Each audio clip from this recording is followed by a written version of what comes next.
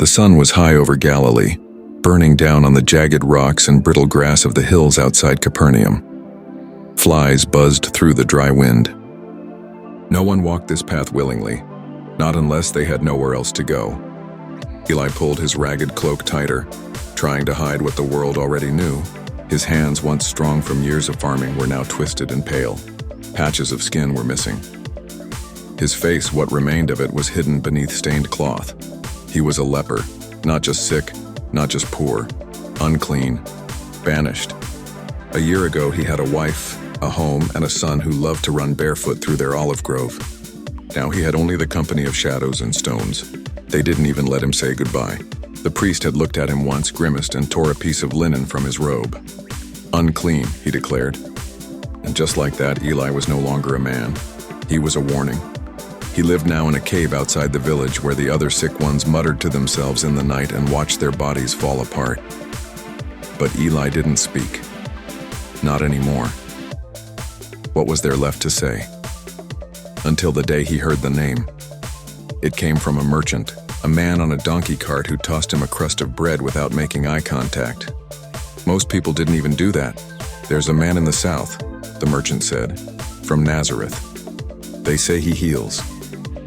Eli didn't respond. He just stared at the bread in his hand. It was moldy, but he would eat it slowly like a treasure.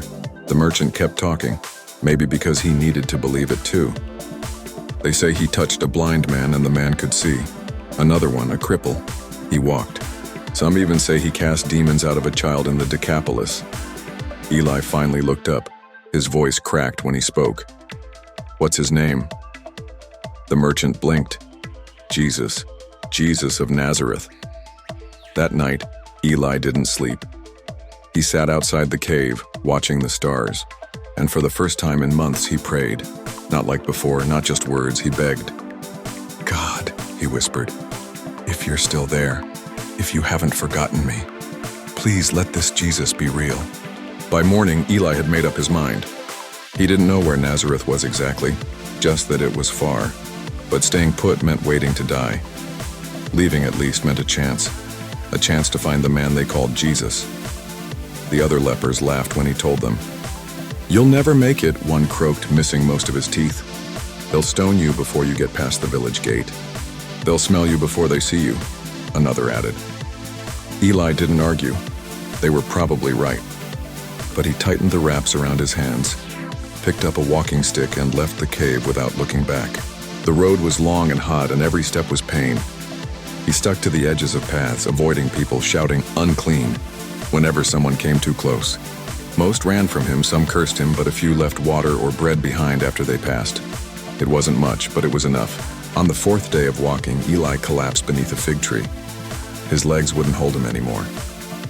He hadn't eaten in 2 days, and his body burned with fever. His breathing was shallow. This was it. He was sure of it. But then, footsteps. He tried to sit up to shout "unclean" one last time, but his throat was too dry. A shadow leaned over him. Eli blinked through the blur in his eyes. "Do not be afraid," the man said. His voice was calm, gentle, like water after a drought. Eli coughed, forcing words through his cracked lips. I am unclean. Please stay away." But the man didn't move back. In fact, he knelt beside him. "I know who you are," the stranger said, "and I know why you're walking." Eli's heart skipped. How could you know?" The man reached into a pouch and pulled out a water skin. He gently lifted Eli's head and helped him drink. Cool, sweet water poured down his throat like mercy. Then the man said something Eli would never forget.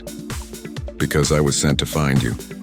Eli's hands trembled as he clutched the water skin. Who sent you?" he asked, wiping his mouth. The man smiled, his eyes warm. "You did," he said simply. Eli frowned. "I don't understand." "You prayed, didn't you?" the man said, standing and brushing off his cloak. "Out there under the stars. You asked God if he still remembered you." Eli's breath caught in his throat. The man continued. "He heard. And he does remember you, Eli. That's why I'm here." He knew his name. Eli stared at him, searching for some trick or deceit, but all he saw was peace. Not pity, not fear, not disgust. Just peace. You know him? Eli finally asked. Jesus? The man nodded. I travel with him. I've seen him speak to storms and calm them. I've seen a man walk out of a tomb. And I've seen him touch the sick, even ones like you, and make them whole. Eli's voice broke. Will he see me? He'll do more than see you, the man said. He's waiting for you. And just like that, the journey continued. They reached the Sea of Galilee 2 days later. Word had spread. People from all across the region had come to find Jesus. Hundreds of them, some walking for days, others being carried on mats or leaning on crutches. The hills above the water rippled with bodies and voices. The air was filled with hope, desperation, and the dust of too many sandals. Eli stared from a distance. How will I find him in all that? The man pointed toward a wooden boat near the shore. A crowd had gathered around it, and in the center stood a man teaching. His voice was clear, not loud, but somehow everyone could hear. That's him, the man said. Eli's knees went weak. He had imagined this moment for weeks, had rehearsed what he might say. But now that it was real, the words were gone. I can't go out there, he said. The crowd, they'll kill me, you know what I am. The man nodded. Yes, but they don't matter. He does. Leper, leper. The words cut like stones. Eli kept walking. People scattered, creating a wide circle around him as he stumbled forward. Some shouted at him to leave. Others cursed him. But he didn't stop. Jesus turned. For a moment, the world went quiet. Their eyes met, Jesus and Eli. And in that gaze, Eli felt something he hadn't felt in so long. He felt seen, not like a warning, not like a mistake, seen like a man. Jesus turned. He looked right at Eli. The noise of the crowd faded. The waves on the shore seemed to quiet. Everything, time, sound, space, stood still. Jesus stepped down from the boat and began walking toward him. Eli fell to his knees. Lord, he whispered, his voice hoarse with emotion. If you are willing, you can make me clean. It wasn't a question. It wasn't even a plea. It was a declaration of faith, of hope born from despair. Jesus didn't hesitate. He didn't flinch or recoil. He walked right up to Eli and did the one thing no one had done in years. He touched him. The crowd gasped. A rabbi touching a leper? It was scandalous, unclean, dangerous. But Jesus didn't care. He laid his hand gently on Eli's shoulder.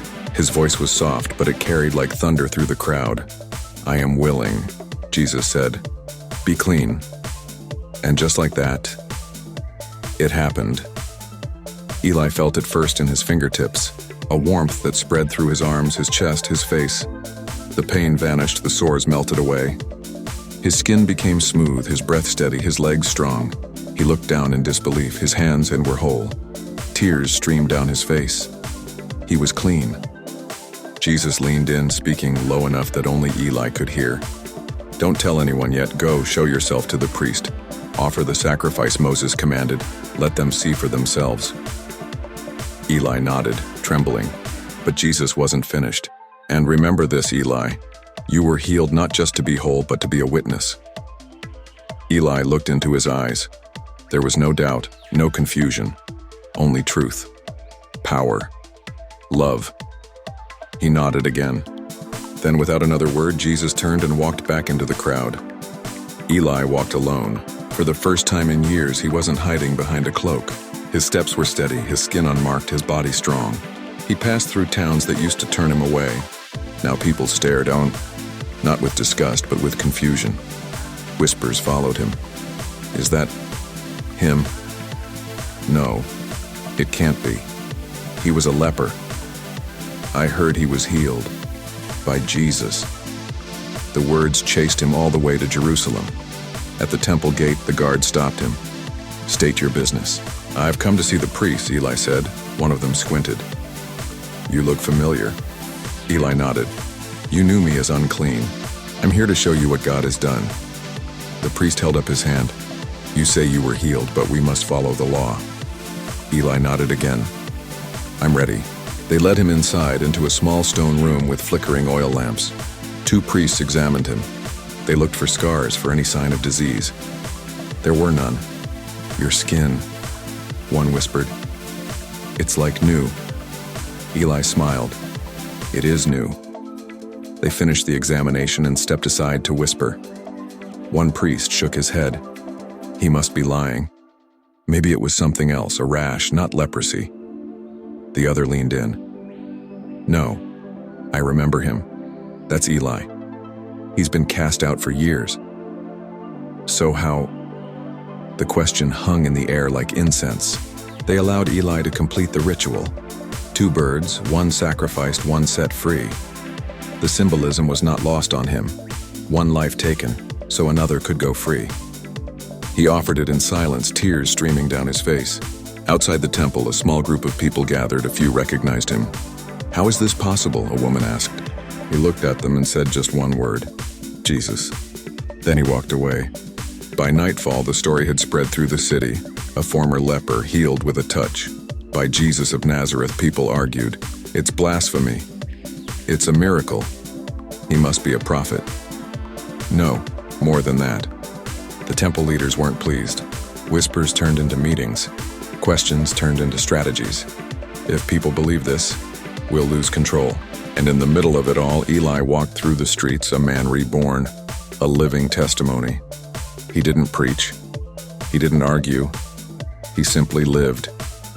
And everywhere he went, hope followed. Weeks passed. Eli traveled from village to village, quietly telling anyone who would listen. "I was lost, but he found me. I was broken, and he made me whole." He didn't speak like a preacher.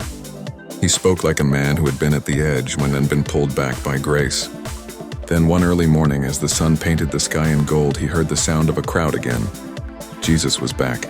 Eli made his way through the people, his heart pounding. When he saw him, Jesus was sitting under a fig tree, teaching. Their eyes met. No words were needed, but Jesus smiled. "You did well, Eli." Eli bowed his head. "You changed everything, Lord."